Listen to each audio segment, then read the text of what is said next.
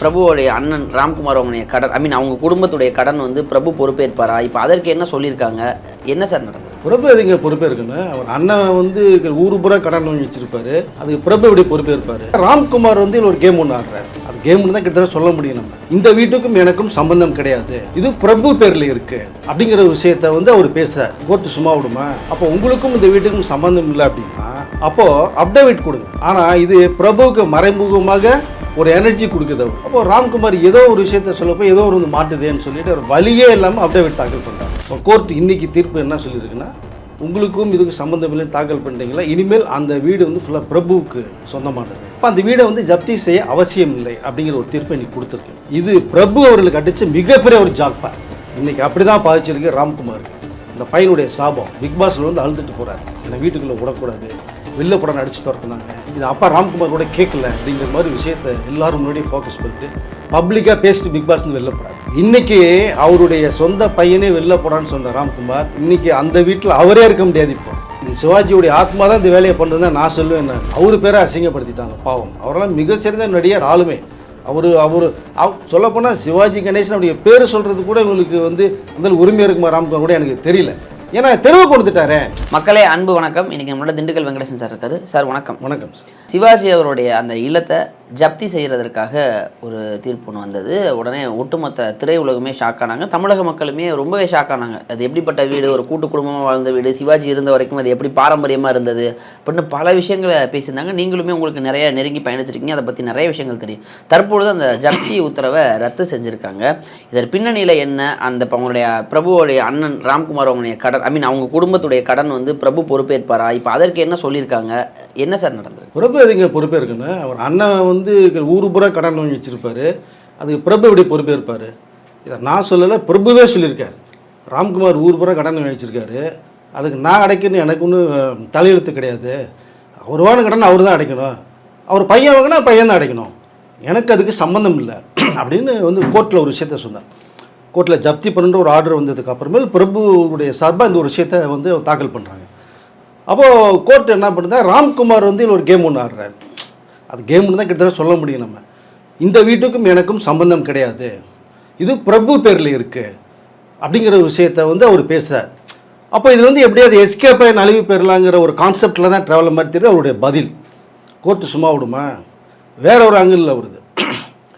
அப்போ உங்களுக்கும் இந்த வீட்டுக்கும் சம்மந்தம் இல்லை அப்படின்னா நீங்கள் எல்லாமே கூட்டு குடித்தனமா ஒரே வீட்டில் இருக்கீங்க. ஸோ அப்போ சம்மந்தம் இல்லைன்னு சொல்கிறீங்க, பரவாயில்ல. அப்போது அப்டேட் கொடுங்க. கோர்ட் எப்படி போவாங்க? அப்போ இந்த வீட்டுக்கும் உங்களுக்கு சம்மந்தம் இல்லைன்னு சொல்லி ஒரு அப்டேட் தாக்கல் பண்ணுங்கள், பிரமாண பத்திரம் தாக்கல் பண்ணுங்கள் அப்படி. அங்கே தான் இவங்க எல்லாமே ஷாக் ஆகிறாங்க. ஆனால் இது பிரபுவுக்கு மறைமுகமாக ஒரு எனர்ஜி கொடுக்குது அவருக்கு. அப்போது ராம்குமார் ஒரு வழியே கிடையாது. சம்மந்தம் இருக்குன்னு சொன்னாங்கன்னா அந்த 9,40,00,000 வந்து இமிடியேட்டாக அடைக்கணும், இல்லைன்னா அந்த வீடை இந்த ஜப்தி பண்ணுறதுக்கு போகும். அப்போது ராம்குமார் ஏதோ ஒரு விஷயத்த சொல்லப்போ ஏதோ ஒரு வந்து மாட்டுதேன்னு சொல்லிட்டு ஒரு வழியே இல்லாமல் அப்டேட் தாக்கல் பண்ணுறாங்க.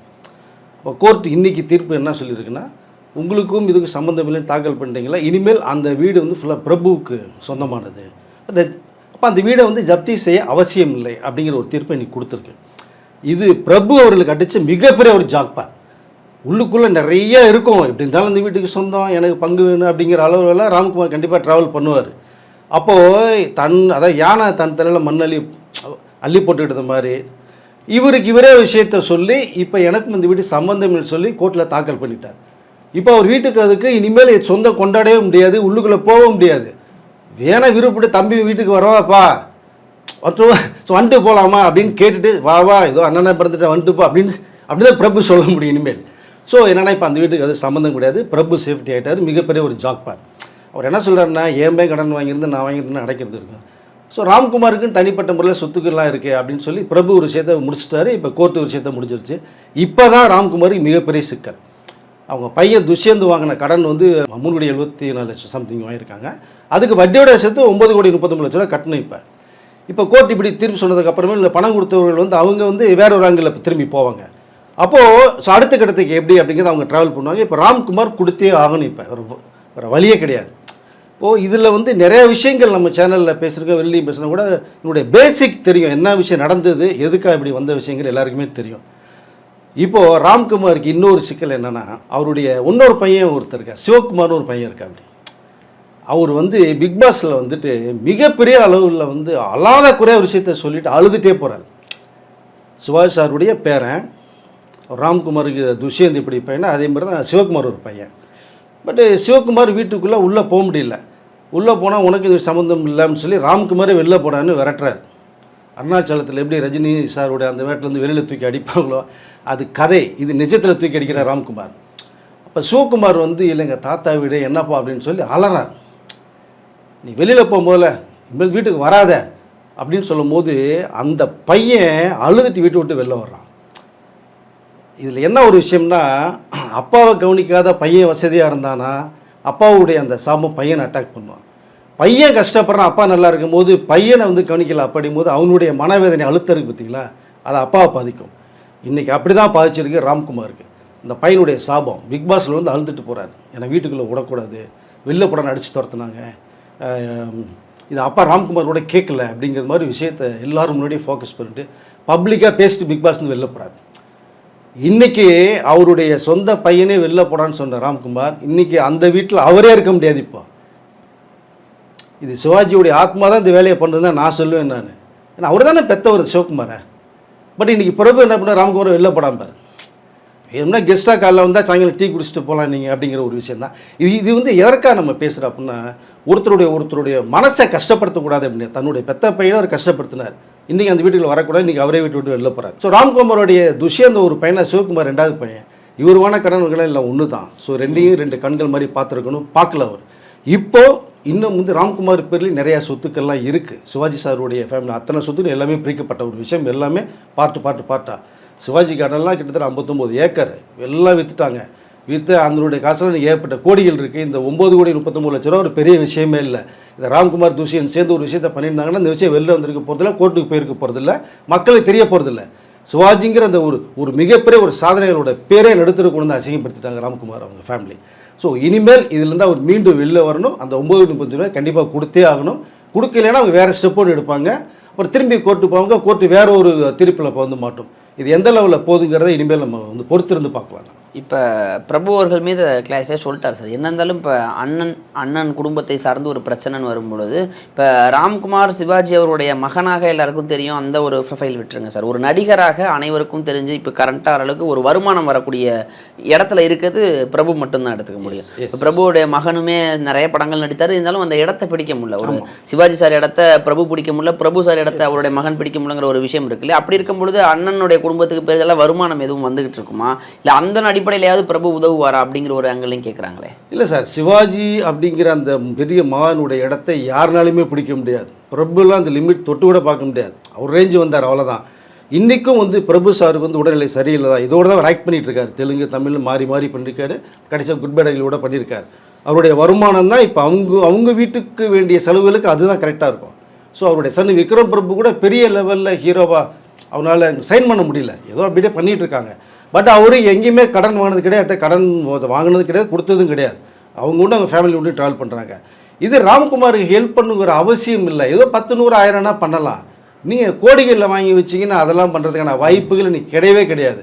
அப்பா பிள்ளைக்கே உறவு இல்லையும் போது அண்ணன் தம்பிகள் எப்படி உறவு இருக்கு இனிமேல் இதை? அதற்கெல்லாம் வாய்ப்பு கிடையாது. அவர்கள் பெற்ற கடனை அவங்க தான் வந்து அடைச்சாகணும். இப்போ இந்த ராம்குமாரோடைய பையன் துஷ்யந்த் பண்ண கடனை ராம்குமார் தான் அடைச்சாகணும். பட் அவர்களுக்கு வந்து இப்போதைக்கு சினிமா மூலம் வருமானம் இல்லாட்டினா கூட மற்ற சொத்துக்கள் நிறைய இருக்குது, அவங்க பேர்லலாம் இருக்குது. கண்டிப்பாக அதெல்லாம் ஒரு சொத்தை விற்றாலே 10 கோடிக்கு மேலே போகும். இல்லை சார், இப்போ அந்த சொத்துக்கள் இருக்குன்னா அதை விற்று நிச்சயமாக கடன் அடைக்கிறத விட்டுட்டு, இப்போ சிவாஜி சார் அப்படின்னா அவருக்குன்னு ஒரு பேர் இருக்குது, ஒரு ஆளுமை இருக்குது, ஒரு தமிழ் சினிமா இருக்கும் வரை சிவாஜிங்கிற ஒரு பேரை நீக்க முடியாத அளவுக்கு ஒரு பெரும் புகழ் அவருக்கு இருக்கு இல்லையா. அப்படி இருக்கும் பொழுது ஒரு கடனுக்காக ஒரு பணத்துக்காக அந்த புகழை மங்க வைக்கிற மாதிரியான ஒரு செயல், அது ஒரு கோர்ட்டுக்கு போய் சிவாஜி வீடு ஜப்தி அப்படிங்கிற ஒரு பேசு பொருளாக மாறுது, அது கிட்டத்தட்ட ஒரு செய்தியாக மாறுது இல்லையா. இந்த சூழலுக்கு எப்படி விடுறாங்க? அப்போ பணம் தான் முக்கியங்கிற ஒரு இடத்துக்கு இவங்க வந்துட்டாங்களோ, அதாவது சிவாஜி சார் என்ன நினைச்சாரோ அந்த உடைய கிடைக்கலையோ அப்படிங்கிற ஒரு கேள்வியுமே வருது சார். சிவாஜி சார் நற்பேரை வந்து நடுத்தரவு கொண்டுட்டாங்க இவங்க தான். இதெல்லாம் கண்ணுங்கன்னு வச்சது மாதிரி காதுங்க வச்சது மாதிரி ஈஸியாக முடிச்சுட்டு போகிற விஷயம். நீங்கள் பணமே இல்லை, வசதியே இல்லை, சொத்தே இல்லை, கோடிகள் கொடுக்க முடியாது, வேணால் நீங்கள் அதை வேணால் ட்ரை பண்ணலாம், முயற்சி பண்ணலாம், முடியலையும் போது இந்த விஷயம் வெளில வந்திருக்கலாம். இது வந்து அவங்களுக்கெல்லாம் சும்மா தூசி மாதிரி தான் ராம்குமாருக்கெல்லாம் பெரிய விஷயம் கிடையாது. ஆனால் இதில் ஏன் இழுத்தடிக்கிறாங்க? எதற்காக? பாக்கெட்டை பொறுத்திருந்து பார்ப்போம், இதெல்லாம் வராதுன்ற ஒரு மனக்கணக்கு போட்ட விஷயந்தான் அது. அவன் பணம் கொடுத்தவங்க சும்மா இருப்பாங்களா? அவங்க வந்தாங்க, கோர்ட்டுக்கு போனாங்க, சிவாஜியோட ஜப்தி பண்ண சொன்னாங்க. சிவாஜி சார் வீடுக்கு 150 கோடி ரூபாய்க்கு மேலே கூட ஒரு அசாட் அது. அந்த வீடை வெறும் 9 கோடி 39 லட்சம் ரூபாய்க்கு நீங்கள் ஜப்தி பண்ணலான்னு கோர்ட்டு ஆர்டர் பண்ணுது அப்படின்னா இவங்களுடைய இந்த நடவடிக்கை எப்படி இருக்கும்? ராம்குமார் எத்தனையோ முறை கோர்ட்டுக்கு கூப்பிட்றாங்க, போக மாட்டேங்கிறாரு. அதில் வந்து ரிட்டையர்டு ஆன ஒரு ஜட்ஜி அவர்களை வச்சு அந்த பேச்சுவார்த்தை உடன்படுறாங்க. பேச்சுவார்த்தை வந்ததுக்கப்புறம் அதை வந்து காம்ப்ரமைஸ் பண்ணணும், அதை அவர் பண்ண தவறாரு, கோர்ட்டுக்கு போகல. கோர்ட்டு அவமதிப்பு நிறையா நடக்குது வேறு. இதெல்லாம் பொறுத்து இந்த கோர்ட்டு தான் தடாலடியாக ஒரு முடிவு எடுத்து ஒரு தீர்ப்பு ஒன்று சொன்னாங்க அப்போ. ஸோ இப்போ வந்து இந்த வீடு சம்மந்தம் இல்லைங்கும் போது தான் திரும்பி ஒரு தீர்ப்பை கொடுத்துட்டாங்க. இப்போ ராம்குமார் கடனை அடைக்கணும்னு நினச்சா ஒரு 10 நிமிஷம் அடைச்சிட்டு போயிடலாம். சிவாஜி சாருடைய கஷ்டப்பட்டு உழைச்சி உருவாக்கின அந்த சொத்துக்களை இவங்க பாதுகாக்கணும். பாதுகாக்கிறத விட்டுவிட்டு கண்ட பக்கம் கடனை வாங்கி நடுத்தருவுக்கு கொண்டு வந்து அவர் பேரை அசிங்கப்படுத்திட்டாங்க. பாவம், அவரெல்லாம் மிக சிறந்த நடிகர் ஆளுமே. அவர் சொல்லப்போனால் சிவாஜி கணேசன் அவருடைய பேர் சொல்கிறது கூட இவங்களுக்கு வந்து அந்த உரிமை இருக்குமா ராம்குமார் கூட எனக்கு தெரியல. ஏன்னா தெருவை கொண்டுட்டாரே, தெருவு கொண்டு வராமல் இருந்தால் பிரச்சனை இல்லை. ஸோ திரையுலகமே ரொம்ப ஆச்சரியமான ஒரு கேள்விக்குறி வந்துச்சு. திரையுலகத்தில் ரஜினி சார்லேருந்து கமல் சார்லேருந்து எல்லாமே சிவாஜி ஒரு ஃபேமிலிக்கு சிவாஜி ப்ரொடக்ஷன்ஸ் நிறையா படம் பண்ணி கொடுத்து ஹெல்ப் பண்ணாங்க. ஒரு மன்னன் எடுத்துங்க, ஒரு சந்திரமி எடுத்துங்க, ரஜினி சார் அவ்வளோ ஹெல்ப் பண்ணாங்க. கமல்ஹாசன் வெற்றி விழா படம்லாம் கொடுத்து நல்லா ஹெல்ப் சப்போர்ட் பண்ணாங்க. இதெல்லாம் தக்க வச்சு சிவாஜி ப்ரொடக்ஷன்ஸ் பேனர் அவங்க அழகாக வச்சுருந்தாங்கன்னா பிரச்சனையே இல்லை. அந்த தொழிலையே அவங்க சரியாக பண்ணிருக்கணும், அதையும் அவங்க பண்ணலை. ஸோ அவங்களுடைய 4-5 கம்பெனி வச்சுருந்தாங்க. சாந்தி ஃபிலிம்ஸு, ராஜாமணி பிக்சர்ஸ் அம்மா பேரில் வச்சுருந்தாங்க, சிவாஜி ப்ரொடக்ஷன், சிவாஜி ஃபிலிம்ஸுன்னு இப்படி ஏகப்பட்ட பேனர் சிவாஜி சார் உருவாக்கியிருந்தார். 5 பேனரை, 5 பேனருமே இன்றைக்கி இல்லை இன்றைக்கி.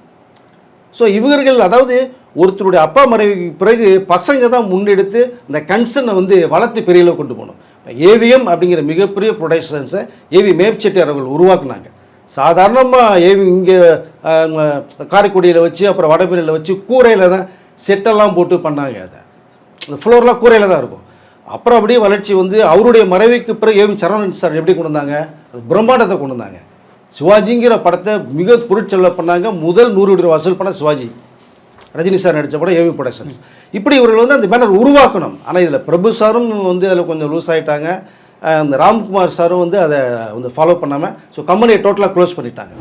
இப்போ இதில் மேற்கொண்டு படம் எடுக்கணும் பையன் போய் மாட்டிக்கிட்டார் இப்போ இந்த பிரச்சனையில். ஸோ அவருடைய பையன் சிவகுமாருடைய அந்த மனசு அல்லது அந்த சாபம் கண்டிப்பாக பலிக்குது. இன்றைக்கி இந்த துஷியதனமான கடன் அவங்க தான் அடைக்கணும். பிரபு சாருக்கும் சிவாஜி அவர்களும் இனிமேல் இதுக்கு சம்மந்தமே இல்லைன்ற ஒரு இறுதியான முடிவு வந்துருச்சு. இவர்கள் வாங்கின கடனை ராம்குமார் சார் ஏதோ ஒரு அசாட்டையோ எதையோ ஒன்று வச்சு அதை ஃபினிஷ் பண்ணார்னா சிவாஜி அவருடைய பேரை இன்னமும் அதை அசிங்கப்படுத்தாமல் ஒரு நியூட்ரலாக முடிக்கலாங்கிறதா என்னுடைய கருத்து. இது இல்லைனா இதுக்கு மேலே ஒரு தீர்ப்பு வரும். ஏன்னா அவங்க பணம் கொடுத்தவங்க போவாங்க. ஸோ அடுத்த கட்டத்துக்கு ஒரு தீர்ப்பு வந்தால் அது அசிங்கப்படுத்துறது மாதிரி தான் சிவாஜி சார் ஃபேமிலியை. ராம்குமார் இம்மிடியட்டாக ஒரு ஆக்ஷன் எடுத்து இந்த கடனை கொடுத்து இதை க்ளோஸ் பண்ணுங்கிறது தான் என்னுடைய மேட்ரு.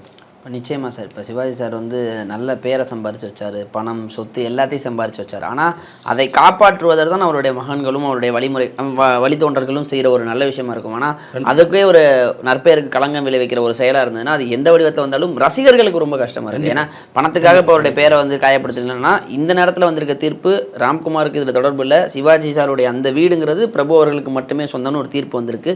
அடுத்து இது குறித்து வேறு ஏதாவது வழக்கை அவங்க தொடர்றாங்களா, என்ன நடக்குங்கிறத பொறுத்து வந்து பார்ப்போம் சார். நேரம் அந்த வீடு வந்து ஒரு ஒரு மிக சரித்திரம் வாய்ந்த ஒரு வீடு கூட நம்ம சொல்லலாம். அதை நான் சிவாஜி சார் அவங்க அப்பா பேரில் வாங்கி 3 தலைமுறைகளுக்கு முன்னாடி வாழ்ந்து மிகப்பெரிய கோட்டீஸ்வரில் இருந்த இடம் அது. சிவாஜி சார் வீட்டில் விருந்து சாப்பாடுங்கிறதே ஒரு தனியாக விருந்துங்கிறது வேற மாதிரி வருது. சிவாஜி சார் வீட்டில் போய் நாங்கள் சாப்பிட்ருக்கோம். அந்த அடிப்படையில் தான் நான் பேசுகிறேன். அது ஒரு மிகப்பெரிய பேலஸ் மாதிரி.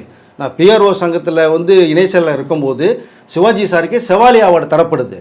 அந்த செவாலி அவார்டு வாங்குறதுக்காக சிவாஜி சார்கிட்ட போய் எங்களுடைய பிஆர்ஓ சங்கத்தின் மூலமாக நான், glamour Krishnamurthy, films Anandan, diamond Babu and Vijayamurali, Mouna Ravi, பெருத்துறை ஒரு கேங்கே போகிறோம். பிஆர்ஓ யூனிட் சம்மந்தப்பட்ட ஒரு 30-40 பேர் போகிறோம்.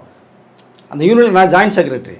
அப்போது சிவாஜி சாருக்கு பொன்னாடை போர்த்தி அழகாக கௌரவிச்சுட்டு வரணும்னு சொல்லி போகிறான். அழகாக காலைல கூப்பிட்றாரு, வந்து நிற்கிறார். அப்படி சில கம்பீரமாக நிற்கிறார். அப்படி பட்டை போட்டு ஒயிட் அண்ட் ஜிப்பால் வந்து பேசி வாங்கப்பா என்னப்பா அப்படின்னு அவருடைய டோனில் பேசி காஃபி கொடுக்குறாங்க. பெரிய ஹாலு உட்கார்ற அந்த ஹால்லேயே ஒரு 100 பேர் படுத்துங்களா சார், அவ்வளோ பெரிய இடம் மேலே, அவ்வளோ அருமையாக வந்து அழகான வீடு. ஸோ அந்த வீடு இன்றைக்கி இப்படி நிலம வரும்போது கஷ்டமாக இருந்துச்சு, அதெல்லாம் பேச வேண்டியதாகிடுச்சு. அப்படி போய் சிவாஜி சாரை பார்த்து வாழ்த்துக்கள் சொல்லி அந்த சால்வையை போத்திட்டு சங்கத்தின் சார்பான வந்தோம். அழகான ஒரு வீடு, சரித்திரம் வாய்ந்த ஒரு வீடு. மீண்டும் அந்த வீட்டுக்கு எந்த பிரச்சனையும் வராத அளவுக்கு தயவுசெய்து ராம்குமார் சார் இந்த கடனை அடித்து சிவாஜி சாரோட பேருமொழி காப்பாற்றுங்கிறது தான் என்னுடைய ஆதங்கம் சார். நிச்சயமாக சார். அது சிவாஜி சார் வீட்டில் அந்த விருந்துங்கிற ஒரு இடத்துலையே நீங்கள் ரொம்ப கனெக்ட் ஆகி அந்த நிறைய விஷயங்கள் பகிர்ந்துக்கிட்டீங்க.